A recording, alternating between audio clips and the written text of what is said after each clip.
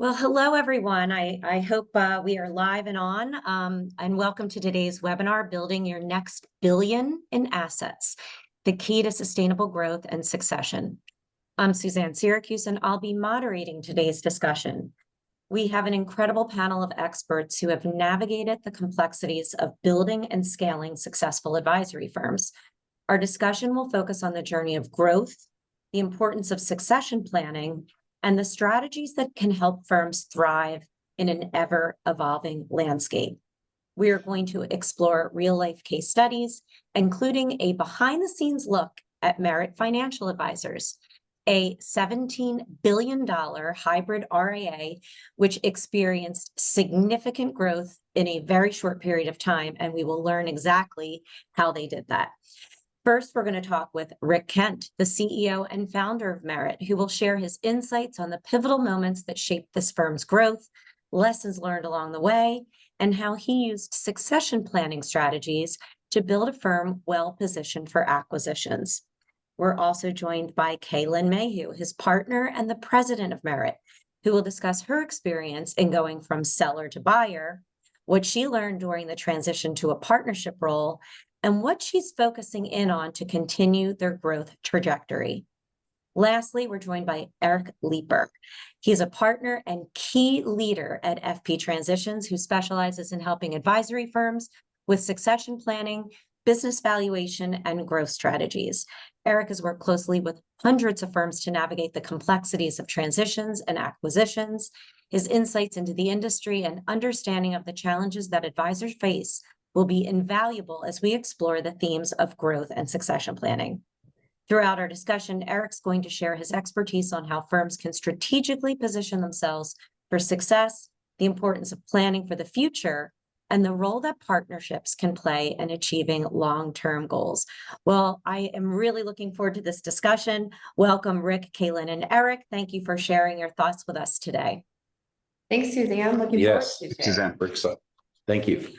Great. Well, also, we want to hear from our audience. So if you have questions, there's a Q&A tab at the bottom. Please send those in the Q&A tab, and we will get to as many of them as possible. Also, in the resource lab are some great, or the resource tab, there are some great resources that will tie back to today's discussion.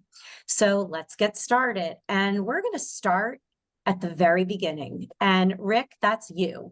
So can you take us back to the early days of Merit? You know, as I mentioned, Merit's now a $17 billion plus firm with almost 300 team members, but that took time and intentional planning. Can you tell us about how you went from a smallish firm to one of the fastest growing in the industry? Sure, Suzanne. Love to share the story. So I think I was an entrepreneur before getting into the financial services industry. And what I mean by entrepreneur is I tried a lot of businesses that didn't work out. That's what I mean by entrepreneur. Just want to be clear on that. So so it really was somewhat serendipity. I got involved in 1998. I thought this is an interesting industry. I have a sales background. There's two things I think I can do well. I can establish relationships with people and build trust. And I thought that having that ability, I should do well in the financial services. I'm going to give it a try. So 1998, I took the Series 7 and passed that. Didn't know what I was doing, didn't know how I was going to get started. But being an entrepreneur, I just wanted to start off as an independent. I wanted to figure out, someday I'm going to figure out how to build a business here and get this going. So let me start off. I started off as an independent. In 2000, I was looking around the industry, and it seemed like the most successful advisors were ones who found a niche market. They weren't trying to be all things to all people. And the ones that were on stage and talking about their business, they had something figured out, and they were connecting with people in a specific way. And they seemed to be growing faster than others. So that was my first aha moment. It's like, okay, that's my epiphany. Then I need to find a niche market. I don't have one. And so I was looking around, living north of Atlanta at the time. And the second largest employer in our state was Bell South, now AT&T, but it was Bell South back then. I said, okay, I picked one. That's going to be my niche market. I found other people that were involved with that niche market in the telecom. And that's how I got started. And so that was the very beginning. Wow. And, that niche market is so important. In fact, Mark Tibersion wrote a book called Practice Made Perfect. I think that's the name of it. He said, niche practices tend to grow 3 times faster than general practices. So that was a really smart piece that you recognized early on, plus also the flexibility and the growth, the way that you can grow faster when you are in the independent space. So after you kind of figured that piece out, was there a specific moment that made you commit to really not just having a great business, but more of a great practice, but more of a great business that could be future proofed? And what would that entail? Yeah. So several stops along the way. Let me give you a couple of key times. I think so. If I fast forward from 2000 to 2005, I was having a lot of success as an advisor. After finding my niche market in 2000, I got lucky. And in 2002, the company decided to lay off a lot of people. And my strategy was to help people and educate people before they're ready to retire and build pipelines. I think of like farming. You got to till the ground, you got to plant the seed, you got to hope the rain comes and the sun shines out enough that you get the harvest at the end of the season. And I had that approach. It's like, I'm not going after the money today. I'm really going to build out a big pipeline. And then as I do that, I'm going to have a sustainable business. So I started working at it towards that angle. And like I said, I got lucky. So I didn't know this, but 2 years after picking my niche, they decided to downsize a lot of people. So I had my little legal pad and I was running around all the offices that I had connections with. And I was saying, tell me the date you're retiring. When are you retiring? When are you retiring? And it was just like all these people retiring all at the same time. So that year, 2 years into the business, I picked up $42 million. I thought, man, I'm in business. I'm in business now. Wow. I actually have a business. So I was excited about that. And then fast forward that a little bit, another 3 years, I was having a lot of success as advisors, and I was studying constantly, what am I going to be building in the future? I want to make sure I build it right. And I was always asking questions. And I was always trying to find out what's the best business model to build? Is it a 1099 model? Is it just associate with other advisors, share office space with them? What's the best way to grow and build, in this business? And in 2005, I said, I'm going to set up my own RIA. RAs are now becoming established. It was kind of a new thing back then. Most of your big producers were at warehouses, but RAs were coming on the scene. And I thought, okay, that's what I'm going to do. I'm going to set up my own RA. And so I set up my own RA and had aspirations of really growing that RA. And I had to have a business strategy to grow it. So I came up with a 3-prong approach. And I didn't want to just rely on one engine to grow it. I wanted at least 3 engines to try to propel me into growing a big RA. So one, I knew that organic growth was important. And I said, I'm going to focus on organic growth. Some people are growing organically, some are not. I've got to come up with a very good strategy to grow organically. And I already have a niche market, so I think I could drill down on that. So that was one. Second, I'm looking around the industry and I go, people are doing M&A, and there's some people doing it very successfully. This is all in 2005, remember? And I thought, I want to be an early adopter and I want to figure out M&A. I don't know anything about M&A. I really do remember going to a conference and there were some big players in there and they were talking about the best tax strategies and this. And I thought, I don't know what they're talking about. I don't get it. They're talking about capital gains versus ordinary income and the best way to structure the deal. And I'm thinking, man, I don't know anything about this, but I learned very quickly. And so I started thinking about, I'm going to develop the M&A. And then third, I did think about trying to help other advisors in the industry. And I saw a lot of advisors working for broker dealers. Those seem to be like vendor relationships. And I thought about, is it possible that I could help advisors? They could join our RA. We could take care of some of their back office things that they didn't want to do. And so independent 1099 is a pipeline, and then M&A, and then organic growth. Those are my 3 engines. So that started taking, and the RA started growing. So remember, that's 2005. And this is something I really want. Ahead of your time, Rick, by the way. I remember 2005. There wasn't a lot of M&A activity going on. There wasn't, and there wasn't. The RAs really, a really large RA back then would be like 400 or 500 million. That was like the biggest one around. It was really a big deal. But let me tell you a real pivotal moment, and it was just an amazing thing. I read a lot, and I love reading business books. Kay Lynn loves to read business books. We trade books all the time, and and so I was reading. Actually, my wife got me to go on a trip to Italy. And I was on this train from Venice to Florence. And so what am I going to do while I'm on the train? I had to, find something to read. So I actually picked up an article from FP Transitions. I stuck it in my binder before I left. I go, I'll find some time to read this thing. This was a very pivotal moment, Suzanne. I just really want to tell this story because it really changed my life. So wow. I picked up the article and I still have it. I found it. I looked in my desk from 10 years ago and I found it. I have the original. Yeah, I love that. This is unbelievable. I know, because this just came up in a conversation not too long ago. I'd forgotten all about this, but it came up in a conversation. And so yesterday I went digging through on my desk and old folders and I found the article from 10 years ago. And here's the article. The article is from FP Transitions, Building a Business of Enduring and Transferable Value. That was the title. And I thought, okay, what's in this article?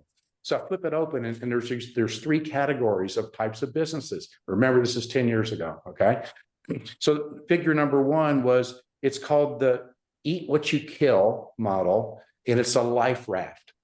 So think of a life raft out in an ocean, right? And you're as an advisor, you're in this life, you got a life raft, you got a paddle, you can do some things, you can maneuver around, but that's one type of business that you can build. And a lot of independent advisors, that's what they do. They've got their own life raft, they're in the ocean, they're out there fishing and they're getting fresh water when it rains, and they're kind of on their own, right?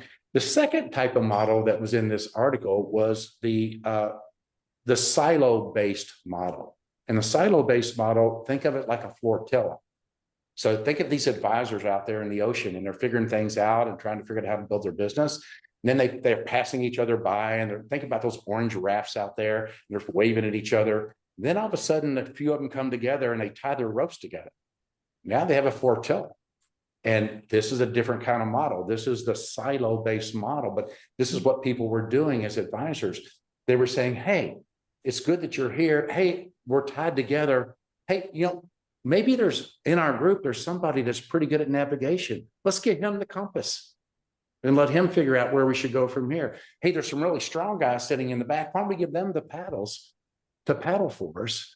And hey, there's some people here with some strategy and some thought and knows how to operate things. Why don't we give them some responsibility? So advisors started to come together, think about like a flotilla, and they were making better progress together like that than what they were doing on their own, floating around out there, trying to take on everything and be everything. But that was the second type of business model. There was a third type of business model. So I'm on a train going from Florence to Venice, and I'm reading through this article. I get to the third model, and the third model is an equity-centric model. This is a ship. It's not a raft. It's a ship. It's a ship. And yeah, and it's, with that model, it's where you're bringing people together. There's one common company. There's one source of equity. That equity is being shared among all the people in the firm. We have common vision, common alignment. Different from the flotilla. If they decide they want to cut ship, they just cut the ropes and they go start doing their own thing again. And the problem with them, the way they were as a flotilla, they always kept doing things the way they wanted to do things. Once you advance to the ensemble practice, it's one company, it's one vision, it's one equity. And that's when you're building a practice of enduring value and transferable value. So as I'm reading this article, I jump up, I run across, I'm sitting across from my wife on this train. I go, I gotta share something with you. Look at this business model, this ensemble practice. I know how to do this. This is what I want to do. I want to build this practice. And really it was since then, and 10 years ago, that we've had tremendous growth with Merit. As you mentioned, they just under 300 people, 17 billion. And Suzanne, we're just getting started. I mean, it's exciting to what this journey. It's really been phenomenal. It really is. First of all, you said so many interesting things there. That article is what a great kind of reminder of how you got to where you are. And we were, talking before the webinar started about just how like there's such great bits of education out there, including hopefully this webinar, to help advisors really think about what they want to be doing, whether it's, staying where they are, selling and staying, or transitioning, right?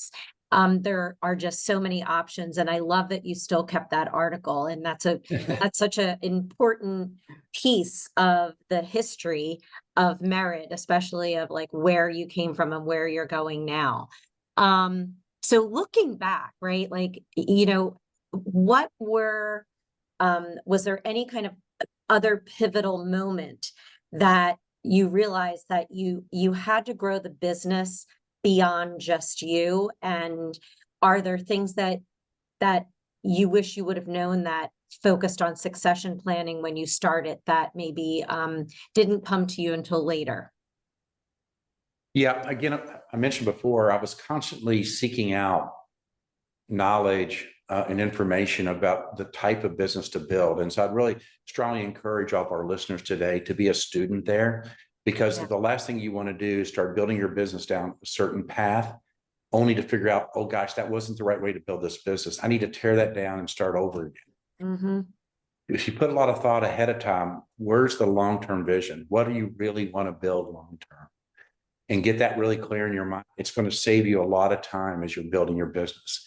And the other thing that I think it's really important to know is that as an advisor, I don't know how different people on this call came in the business in different ways, right?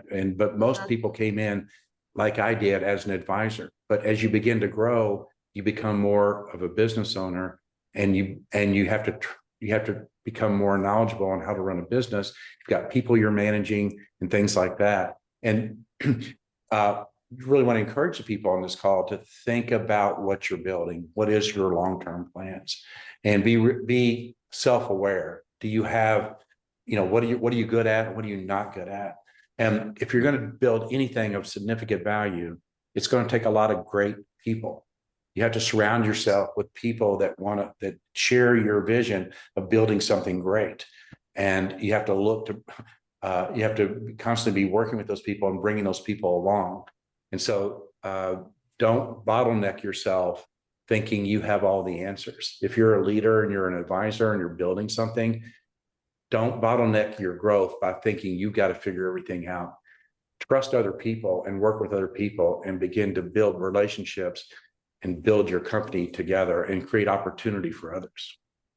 I think Rick, that it's just real quick, Susanna, that pivot is so important because, we use the term accidental business owners so much with the clients that we work with. It's, one day they wake up and they've got $500 million or more in AUM, and they say, well, holy cow, I didn't expect to have this much success. Where do I go now? And having that intention of understanding where you want to take this business and bringing the resources that you need to actually scale to that objective, it requires a lot of introspection and forward thinking to be able to understand what your weaknesses are. But very few firms get to the scale and scope that you've and your team have experienced by accident. It requires conscious thought and very intentional hiring of the right people, as you point out. And that's where a lot of people that we work with have a really hard time making that turn. So congratulations to you and your team for your success. And I will certainly convey your that you still have that paper to David Grouse Sr., who I co-wrote that paper with over 10 years ago. He's now retired, but he will be overjoyed to hear that. Absolutely. That's fantastic and great points, Eric. I've talked to a lot of advisors over the years, and I definitely feel like the biggest obstacle is thinking as the CEO or the president that you have to know everything. And it's almost like a psychological pivot where you get comfortable knowing that you need to have someone smarter than you in certain areas of the business in order for it to grow. And I think that that is a difficult transition. And it's one that I would encourage everyone to think about on this webinar, to know that that's the norm. You're not going to be the best at every single thing in your business, and to make sure that you surround yourself with great people. And that actually is a great transition for, kind of the second part of this webinar discussion, which is to bring in your partner and president, Kay Lynn Mayhue. So you acquired the firm that Kay Lynn was working with in 2017. So I want to know first from you, Rick, and then I want to shift over and ask Kay Lynn, in that transaction, when you were looking to purchase that firm, did you see Kay Lynn as, wow, this can be my partner? Like, I really want this asset because she's going to be key to our growth. Yeah. So first of all, I would tell you that Kay Lynn and I knew each other before coming together in 2017 because we were in a coaching group together. And so, Kay Lynn talks about this. When you're in a coaching group, you don't always just, you bring your challenges to your group, right? This is not to talk about how great you are and how well things are going. You really want to solve problems, and you want to get input from other people in the group. So Kay Lynn and I got to know each other there as we were sharing our dirty laundry, so to speak. And so, I think we both of us gained respect for each other, just so that as, co-workers or both being in the industry. And we at that time never considered or thought about being partners at all. But things developed. I remember Kay Lynn telling me she was going to a Barron's conference, wanting to know if I was going there.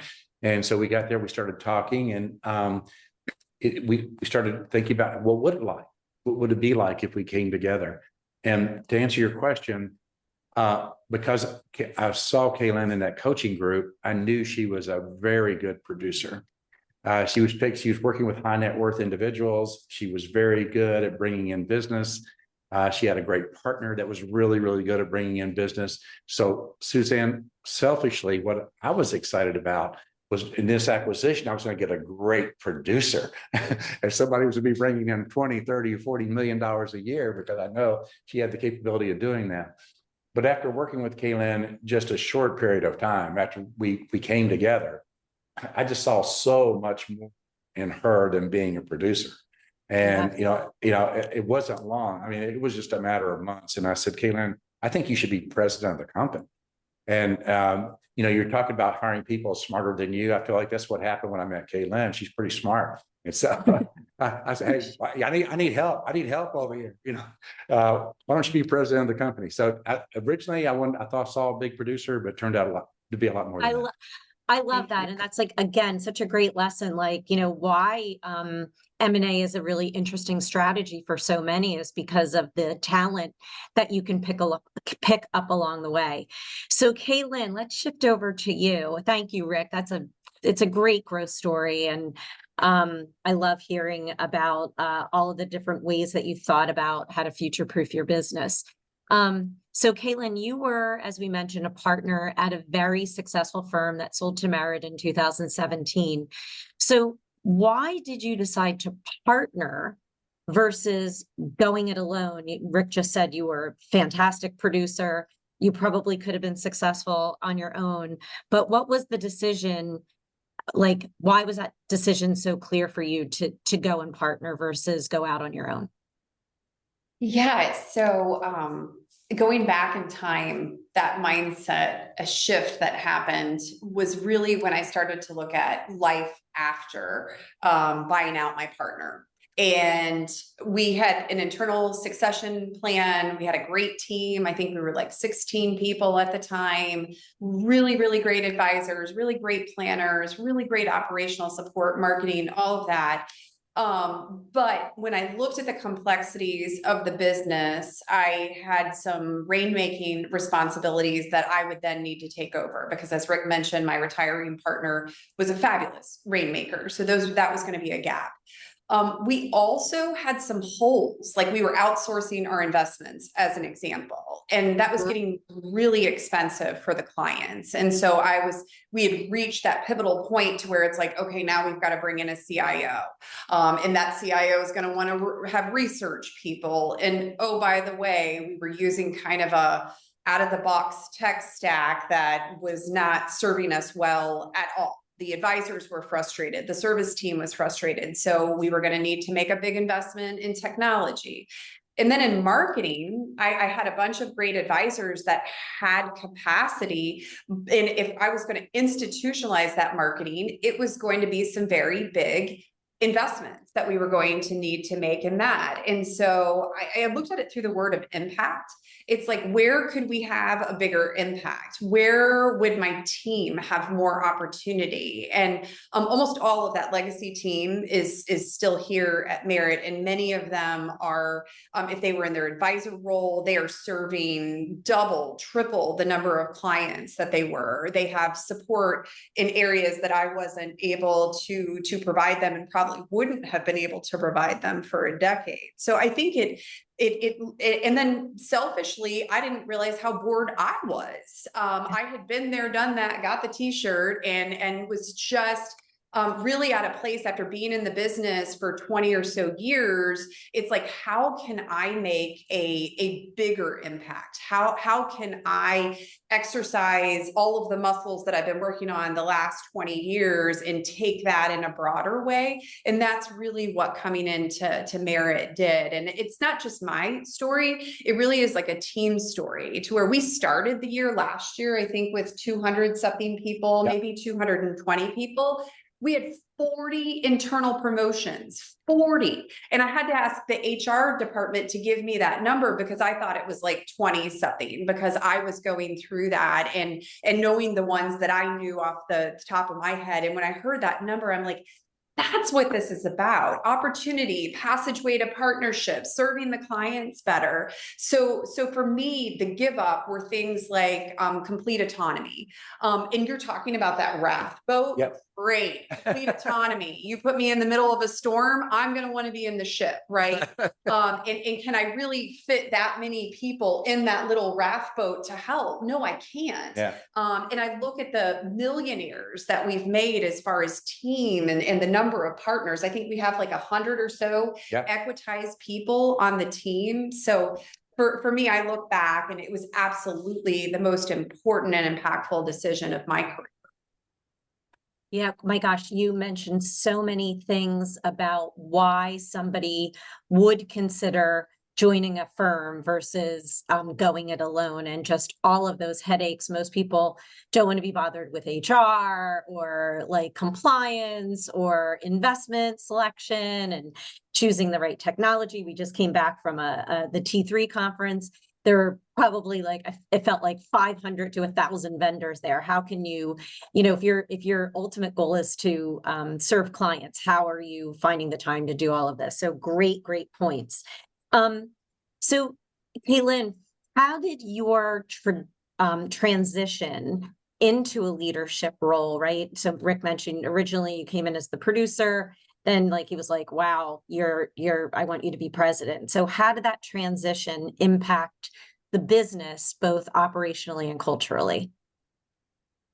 Yeah, so I was the managing partner in a much smaller firm. Like I mentioned, there were, I think there were 16 of us at the time. And I think the biggest transition for me was, I think I got to where I got, and I think I was able to impact the business. And I describe myself as a scrappy doer. Because if something needed to get done, it didn't matter if it was taking out the trash or there was something stuck in the disposal, like I was going to get in there and do it. To that high level, I had really upped my game and exposed myself to lots of different designations and estate planning attorneys and tax, and really being able to serve that high-end client. And so that was a big transition to, oh my gosh, especially as our leadership team has grown, Rick, it's like, I don't have to be that Swiss Army knife anymore and wear all of those hats. There's amazing people that are so much better at it than I am. And so it was this, and it's been gradual. And I think it's still a challenge for me. Maybe some people listening today can relate to that. When you see a problem, it's like, well, I'm going to be part of the solution. And the solution that I come up with is not going to be near as good as the amazing team that we have. So now my job is to ask questions versus solve the problems almost 90% of the time, to get them to think about things where they might not be thinking about it, and to get information to make sure it's aligned with the rest of the firm. So it was a very different mind shift, and it's taken me a while. Rick still has to whack me upside the head every now and then when I revert back to that normalized state. Yeah, I'm sure. And I would think too, like culturally, you being one of the few women that are in a role like president of a huge firm like Merit, did that help you attract other female advisors and team members to your firm? Yeah, funny story. I guess it was late last year. I got an inbound call, and this is not completely unusual, but it was an inbound call from someone that had gone through one of the top RIA lists, and they were looking for a female leader, and we happened to be one of the ones at the top. And so she called and built a fabulous firm up in the Northeast, and we ended up partnering with her and her team. And so yeah, I definitely think that it has been additive there.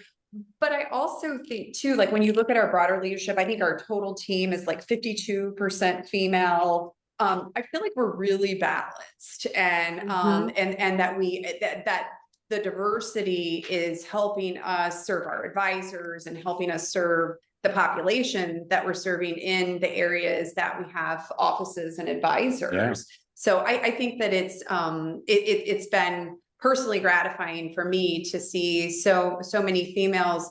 And we've had a couple of stories where they were working in a business that maybe they had been framed and they were the client service manager, but they really wanted to get to an advisor. And me just being able to share my story from intern to president of a very large RIA has inspired them to raise their hand and say, I'm really interested in leadership, or I'm really interested in becoming an advisor. So I think it has trickled through the organization too. And I'd like to give her a little more credit, Suzanne. So if we go back to 2017, when we first came together, you know, it was at that point, I remember we came together and the company was at 700 million. I was already in talks with another firm of a $600 or $700 million firm, and then Kay Lynn's firm. And so we worked with FP Transitions, and we decided to close them both the same day. Mm-hmm. So why not? I mean, I had two conversations going on. I thought, instead of doing one acquisition at a time, why don't we just do two at one time? Go bigger, go home. Yeah, I can remember going from 700 million to 2 billion overnight. I still have my little my banner around with 2 billion on. But so think about a $2 billion firm right then, and Kay Lynn and I are together now. Yeah, she was already looking for things. What can I do? What can we solve? How can we get better? And she had to wear a lot of hats. I think about the leadership team that we had in 2017. I think about the leadership team we have today. Big difference, right? Yeah. But it all fell to Kay Lynn and I. We were still, you know, managing a lot of the things that were going on at a $2 billion size. But Kay Lynn's been really instrumental in going out and finding that other talent. Yes, has she attracted some great female to our firm? Absolutely, but also other types of talent for key positions. And, you know, she's always thinking about bringing in the best to be part of our team. And the team that we have today, Kay Lynn, is quite different than it was 2017. Yeah. Yeah, you guys have made some really key hires in the last year. And I know I've talked to a couple of them that definitely say both you and Kay Lynn were reasons that they joined, right? So it's that if you are an advisor that is looking for that leadership at the top, I think that is such a key part of why somebody joins a particular firm. They have to kind of believe that the key leaders are walking the talk, right? So I'd love to also delve into, we talked a lot about like some of the great opportunities that came from you going into the leadership role and partnering with Merit. But what were some of the challenges stepping into ownership and decision making, going from primarily a producing advisor? Yeah, I think that the biggest shift in mindset, and we see it in all of our new partners that come in, and because we've got different ways that we partner with firms. A lot of times they're coming in and that they're coming in and they're going to stay and they're going to either grow or they're going to help us lead. And so I don't think my experience was unique in this, but you shift from making decisions that are very narrow to where all of a sudden your decision has to be based on the collective good.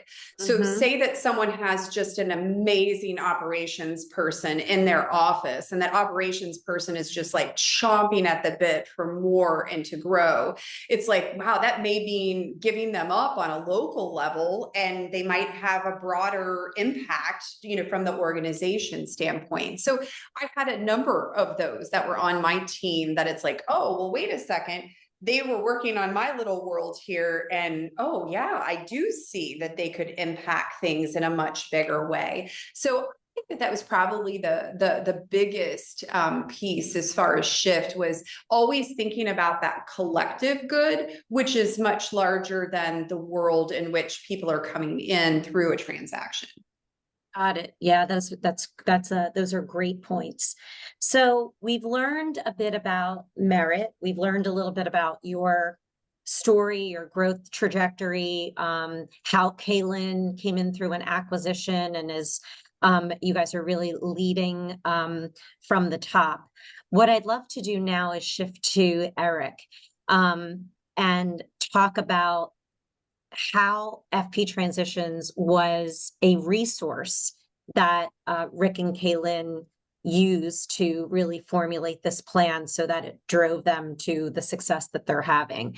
So Eric, many advisors think of the term succession planning more as like an exit strategy, but that's not really the case. So how should they shift their mindset to see it more as a tool like Rick and Kay Lynn did for more longevity and growth?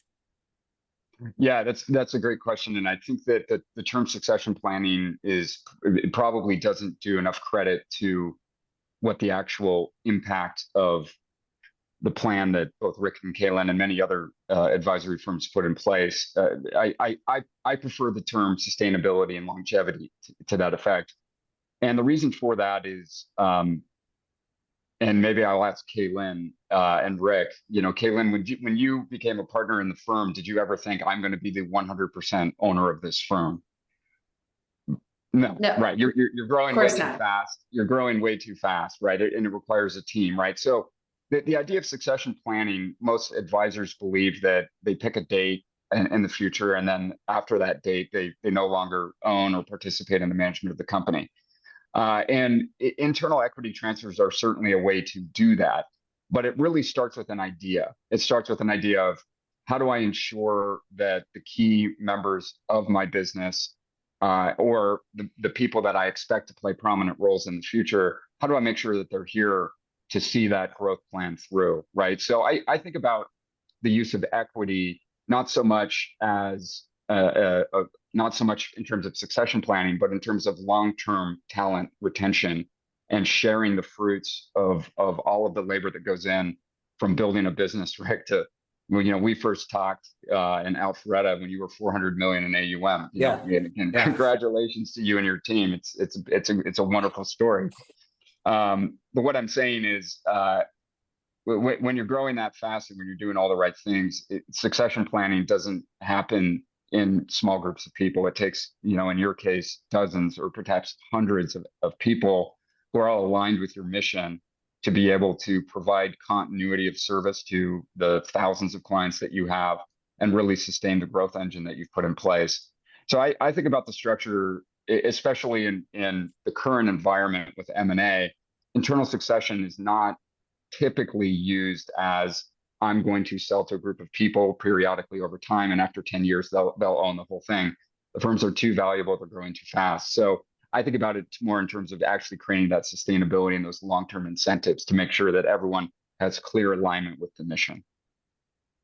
Great points. And in terms of that well-structured succession plan, what are the key components? First of all, what does it look like? How do you start working with somebody on a succession plan? I mean, you guys get contacted and they say, I want a succession plan. Like, how does it all, like, walk us through like a day in the life?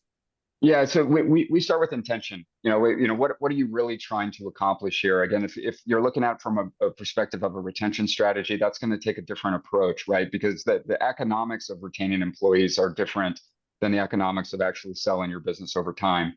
We also Okay. have a lot of other external factors that are coming in, and this is something that's really ramped up since COVID, and that's the price that someone as an internal buyer of equity in a company can pay versus the price that a strategic acquirer will pay. That delta is increasing, and there are lots of reasons for that. That bears its own discussion. So the topic of affordability comes into the equation as well, right? What can my team afford, and what are the outcomes that I'm expecting with respect to them becoming a partner economically? It's very hard when you're taking people who do not have a current equity position. You're asking them to establish an equity position in the company, and if you're asking them to pay for that, that can be challenging. So we want to understand what their ability to take on that kind of risk is. Through that discussion, we learn, do they have that ownership mindset? If they're not willing to take risk, business ownership is inherently risky. We hear so much from the success stories, but we don't hear as much from the failures. And again, that's a webinar we could do. What failures have you made as a business owner or in M&A? What are the biggest mistakes? That certainly bears some discussion. But what I'm It's a saying great is, idea for a webinar, Eric, yeah, by the right. way. Maybe The we'll do deals that. that never happened, right? Yeah. And a lot of deals never happen, just to be clear. And they don't happen because on the internal succession or the equity purchase side, they don't happen because the individual doesn't have a mindset that they can't participate in management meetings. They're not contributing to the ideas related to growth and really, if they just want to be a producer, there's sometimes other ways that we can incentivize them over a long run. So equity is something that's really special. It should be cherished. And the people you want in your equity circle are the people who are contributing to the growth and the vision of the company. I mean, those are the people that you're going to rely on when you're taking a vacation and you want to spend that time with your family, or a family member is sick or you're sick, right? So I coach people to think about the construction of their team, not only for people who have the same mindset of them, but also different mindsets that are contributing to the greater good, right? So that's the cultural aspect. And then you have a governance aspect, which is how are you going to come together and make decisions? And that's something that needs to be very clearly delineated. There are lots of different factors in that. What happens, how do you make decisions when things are going right? What about when things are going wrong and you have a dispute? These can sometimes be uncomfortable decisions. So a lot of times when we're engaging with advisors, we're bringing these issues to the forefront, and we're really stress testing them. And many firms decide not to proceed with internal succession planning for any number of reasons. Maybe not the right time, too expensive, can't get the economics worked out, or not a good fit culturally. And so we end up pivoting to different options. But that exploration is something that every firm should go through. And even before you engage a consultant, you should be thinking about what outcomes you're trying to have for your firm. And you should be thinking out, 10 to 15 years in the future. Eric, one of the things that you said, to jump in real quick, is the equitization piece, which I think is super important. I don't say this story to scare people. I say it to hopefully be helpful. We have had a number of people that have come to us, will Merit please be my succession plan, because someone failed to equitize their next gen and that next gen left. And so while, yes, we can do that, let me tell you, that business is going to have a lower value because there's a lot at risk in that. And so I would just challenge everybody, if you have those people that are behaving like owners and that are that you do entrust to make decisions and are helping the firm grow, you either need to figure out a way to equitize them, or you need to partner with someone like Merit that's going to figure it out in a transaction, because that talent is at risk. That is the biggest risk. Forget what's going on in the markets. That'll come back, right? This is just, this too shall pass. But Yeah. you lose some of your key people, it can destroy your business. And if I could just add on to that too, Eric, very, very important, very good point that you made. You can think about this. So Kay Lynn's right. We've talked to so many people who they say, you know, my owner, my founder has been talking to me for the past 10 years about equitizing me. It just hasn't happened yet. So here's what I want to encourage the people who are listening. That what you hoard will diminish. That what you give away will multiply. Well, and I don't even like using that word giveaway. Yeah. Because when you talk to them, Yeah. they have earned it. They've earned it. Yeah. And so it just hasn't been papered in many situations, or someone hasn't followed through with a promise. And sometimes it's because they don't know how. Maybe they haven't hired someone like FP Transitions to put together a buy-in opportunity or an LTIP program, long-term incentive plan that provides that equitization. And I want to bring this back to, you know, we talked about the sources of growth, and you guys you've had a very successful organic growth strategy. You've also had an inorganic growth strategy. And I just want to share with people who are afraid to give up equity in your practice to key individuals, because you have to take a discount to do that, or if you're making that decision based on economics, that will come back to bite you, because I think Rick and Kay Lynn would agree, you get a higher multiple if the team is solid. And the reality is that if you have key team members, whether they have equity or not, they need to go along with the transition. And it's much better to engage them early on, get them on board before you're engaging in discussions with outside partnerships, because there's nothing that will make problems come to the surface quicker than when you go to your team and say, I'm selling to another firm. Involving them in that discussion early on, treating them like a stakeholder, like that they are in that discussion, will get you a higher valuation. It'll get you, better outcomes throughout the M&A process if that's your eventual goal, right? So this is what I talk about being intentional. Sometimes you may do a succession plan and sell 10 to 20% of your company, and that's all your team will ever buy. But the next transaction you do with a larger partner, that team will be engaged in that discussion. That will be reflected in the economics and the deal structure that you're offered, and you'll have a much better outcome down the road, not only for your team, but your clients as well.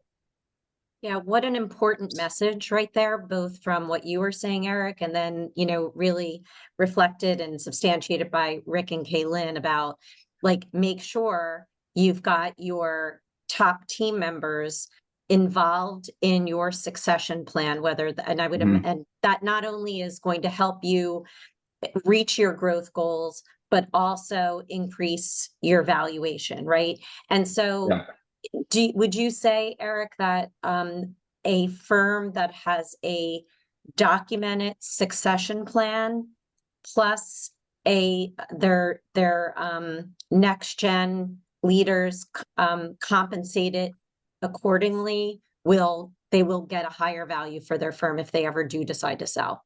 Yes, and the reality is that firms are in this current environment. There's a lot of talk about multiples. We're not going to get into the nuance of that. That again, that's another presentation.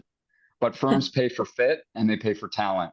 The reality is that most of these firms that we hear from, they're undifferentiated in the sense that they all work with clients. They mostly all do financial planning. They all do a little bit of asset management. Where we see major differentiation in firm is the culture that they put together and the team that they're bringing. There's a huge battle coming in this industry, and that battle is for talent, right? So firms that have that talent approach locked down and they're bringing those resources to the table in the context of a greater partnership are going to do much better in that respect. Yep, couldn't agree more. So if someone on this call, or maybe when this is listened to on demand, if an advisor or firm owner hasn't started planning yet or thinking about what we're talking about right now, what is the first step that they should take? If they're like, wow, I really need to get my act together here, what would be the first thing you would recommend that they do? It's a great question, Suzanne. We talk to hundreds of advisors a year, maybe thousands, who don't even know what they want to do.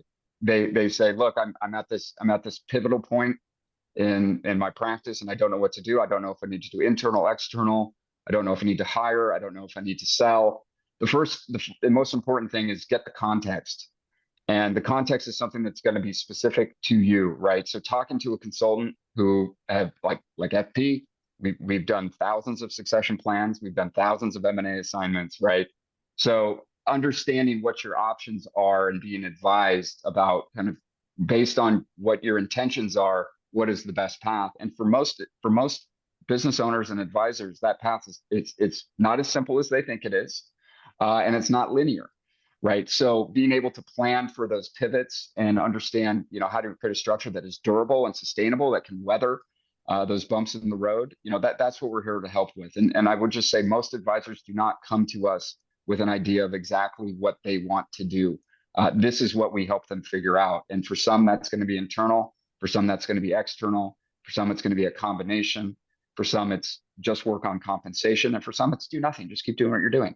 So all of those outcomes and many more are on the table. We're here to help you guide you through those potential outcomes. Can I say something not to do? Sure. So I think that those are really good things to do. I think that there's a really strong not to do, and that's just to assume that you don't need to do anything. There's a ton of lifestyle businesses out there, and we take a look at quite a few of them. I can tell you, you're going to get the highest valuation for your business when you are still in growth mode, when you're still engaged, Absolutely. when you're still growing your team. And so this idea of just waiting, like the revolving, what is it, 3 to 5 years, right? 3 to 5 years. I'm going to do that in 3 to 5 years. And then you look at the numbers in the business and you see that it's not growing and they're not developing their talent, or they've had really negative turnover because that opportunity to grow hasn't been there for their team. That business is going to get a lower valuation. So someone thinking that they're just going to ride the cash cow, it's like find those opportunities to sell and stay. Like if you're not done, sell and stay, exchange currencies, because I can pretty much, well, I can't say guarantee, right? Compliance would let us, but our equity is growing really, really fast when you compare it to the others. So find that opportunity where you can plug in early versus wait till either you're completely out of steam and your business has been dying, or even worse. I mean, and we've worked with Eric, you and some of the team, with people that have gotten that diagnosis that don't have time. We don't know when our birth certificates expire, right? Like we don't know when it's going to be when. And so to think that you're going to do it in the future, which kudos to everybody that's joining us today, because you're chiming in because you should do something. So I would just encourage, do something. Don't wait. Yeah. I That's, totally, I think, totally great agree. advice. Great advice, right? And this is an emotional discussion, right? So It most is. of the time and it can be an uncomfortable discussion. So that's an easy thing to put off, right? It is. And And you know, Suzanne, the stories we hate hearing are, a client calls us up and they want to do something and we say, you might be time expired on that strategy. And they said, wow, I should have had this phone call 10 years ago. I maybe would have, had a different outcome. Look, what we try to do with clients is we try to maximize optionality. We don't want to force people down a path, but if you start too late, your options, they become limited, and you work counter to that approach. As an entrepreneur, as a business owner, you want to have options. Options never hurt you. Not having options is what hurts you, right? And that's what the benefit of time gets you. It gets you more options. and I would also just say too, having a third party like an FP Transitions help facilitate this discussion. I think as a consultant myself, like there are times where you're too emotionally involved internally to have a productive conversation without a third party monitoring and facilitating it, and maybe coming in to say, well, wait a minute, let's not get into that right now. I think that is such an important piece to this entire exercise. So again, thank you guys for that. I'm going to get into a couple of quick questions that our audience asked. And if I don't get to all of them, know that we will email you the answers to your questions. But I love this question. It came in, it was the first question actually that came in. It says, looking back at your M&A growth activity, Kay Lynn and Rick, over the last 10 years, what key mistakes did you make and learn from that you would feel comfortable sharing with the audience? So maybe what is the biggest mistake that you feel you made in a deal or not deal or what have you? And some people on here might be interested in doing acquisitions themselves. Yeah. So I can sum it up Yeah. one way. It's really hard to lead from a distance. And so what we have built out is a scalable organization that has boots on the ground, leaders that are there to support the advisors, help amplify the organic growth channels that they can plug into. So I think that too often than not, someone hears about an opportunity, or maybe they're talking to someone that is 400 miles away and they think that that's going to be their successor. It stresses the system, and I don't know that you serve the clients well, and I don't know that you serve the team well without local boots on the ground and regional leadership. Great. How about you, Rick, from your perspective? Yeah, I would say, first of all, we can give you a lot of information on the mistakes we've made. We got a whole book that we can send you, but let's have a whole nother hour. Yeah. The attendance, right? What's the name of the book? yeah. So, but I would say, because I did my first acquisition in 2012. So some of the mistakes that you can make is, first of all, taking an opportunity just because it's an acquisition. You got to make sure it's the right acquisition. And the first few acquisitions, I'm excited. I'm doing an acquisition. Well, are they going to be great for our culture? Are they going to fit in with our team? Are they going to help us grow?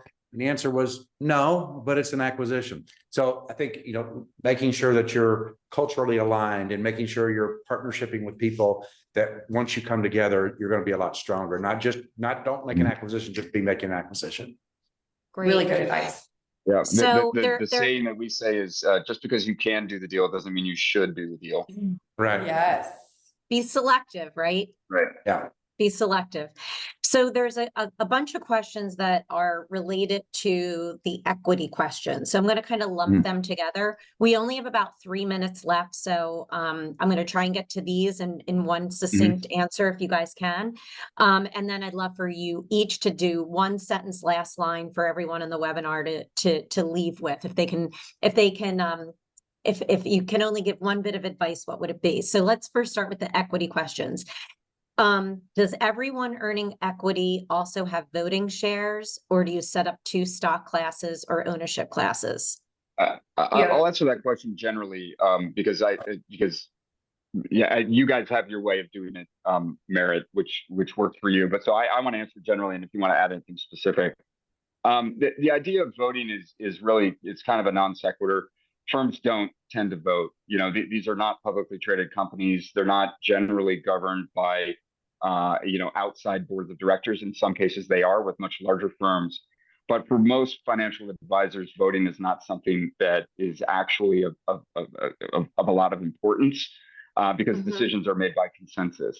And that's a function of the size of the practice. When you only have 3 shareholders saying, hey, you can sit on the meeting, but you can't vote, even though I only own 10% of the company, is not a really good place to start the discussion. So I would think more about, less about voting in terms of, what are the shares that I can vote, and focus instead on how do we actually make decisions from a totally practical perspective. There are some times where voting matters very much, the eventual sale of the company, right? But that's not principally how businesses make decisions. So I would encourage every person who has shares to make them voting, and you exert control through other ways, right? By managing the amount of equity that is held by a single individual, so no one person can, swing the vote in any direction by themselves, and also understanding how you make decisions as a company, and you really try not to go back to the operating agreement. You need to have a very healthy dialogue about, dispute resolution and long-term planning. think they do need to be careful though, because there are companies out there, like we have one share class.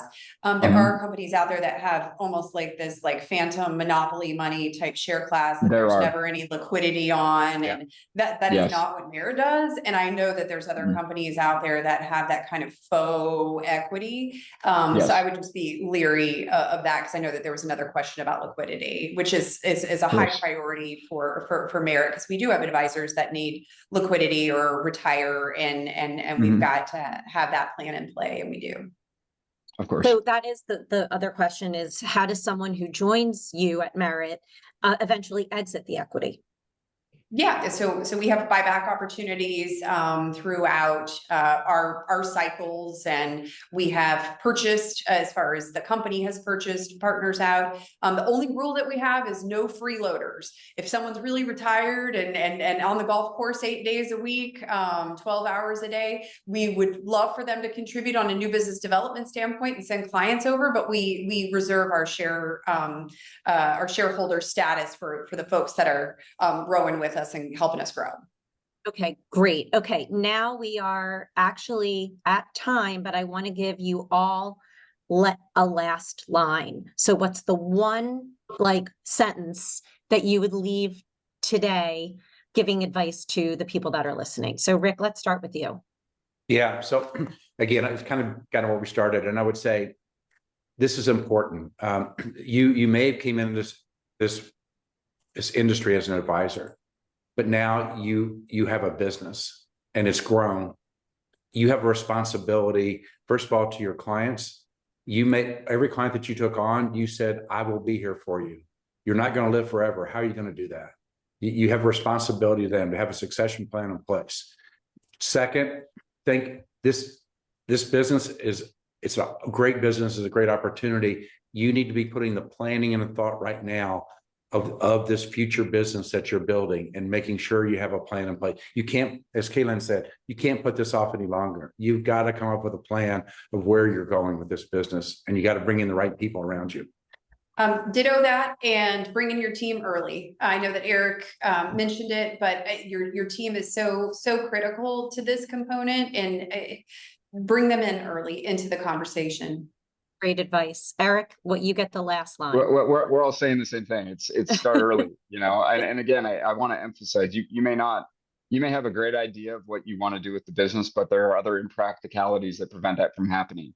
Having an objective party point out, you know, the strengths and weaknesses of your business as it stands today, vis-a-vis where you want to be in 5, 10, 15 years, you know, that's the best hour or two you will spend you know, with a consultant is for them to give you the context of thousands of other engagements that came before it about what works and what doesn't work, right? So have an objective party evaluate your plan and tell you where it's likely to fail and where it's likely to succeed, and you adapt from there. Yeah, love it. And again, I think thank you all for this wonderful and informative discussion. I know I learned a lot. I'm sure the people on the call learned a lot. And we're grateful that there's resources out there like FP Transitions to help with this process, because it's definitely not easy. And Kay Lynn and Rick, congratulations on all the success that you have. I know you make it look easy, but I know it's not. And then finally, good luck to all of the people on the call that are trying to figure out what their next step is. So thank you all again. Thanks for hosting FP Transitions, and I will see you all soon. Thank you, Suzanne. Thank you, Rick and Kay Lynn. Thanks, Suzanne. Thank you, Eric. Thank you, Thank you. Suzanne. Take care.